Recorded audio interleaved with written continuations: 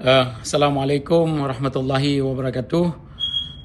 Lon Tengku Fajri Krong, Lon mejak pegat seruan bacut ke bangsa Aceh dan ke aparat keamanan Indonesia yang ada di Aceh. Watele tajak mendoa bak tanggal 15 Agustus barota nyo na urang pegah balon dan na urang berita balon yang bahwa di Aceh uranyo na di drop padum-padum draw urang oleh aparat keamanan Indonesia dengan hana alasan yang pahilnya waktu di drop di poh urang lom. Jadi ke urang draw ni bangsa Aceh yang di drop oleh aparat keamanan Indonesia supaya budget pegat laporan lengkap. Ya, untuk dapat laporan lengkapnya dalam bahasa Inggeris dikeun payah tangui 5 W. 5 W-nya where, what, when, who. Jadi maksudnya empat kejadiannya, kiban kejadiannya, apa yang terjadi. Jadi ini pegat laporan lengkap menyana bukti-bukti atau saksi-saksi pi tak perlay.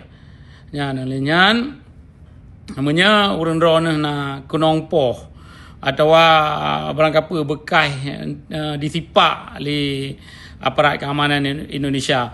Bejian cok gambar ne intat balun laporan yang memandum. Ya, karena gedanya perlay tapu ke biadaban serdadu Indonesia nyo bangsa-bangsa dunia, LSM dan lembaga-lembaga serta NGO yang di luar negara di sini. Yang apa yang dipegat li serdadu Indonesia Jawa nyan melanggar dengan perkara hak asasi manusia. Ya, jadi nyo urang draw ni perlu rahat ne tulis sabah laporan yang lengkap nejuk balun. Ya, jadi kiban pegah Indonesia nyan hana jit dipegat kiban yang galak ji atih bangsa Aceh watele di drop belum bangsa Aceh nyan hana salah apa yang di drop katanya diculik katanya nyokan le tahun 2000 diculik bangsa Aceh kiban yang galak-galak ji ya menya matang si terjadi lagi nyo bangsa Aceh 6 juta draw payah bedah memendum. Jadi baiklah kejadian culik-culik urang wate kejadian yuh masa perang, yuh masa konflik.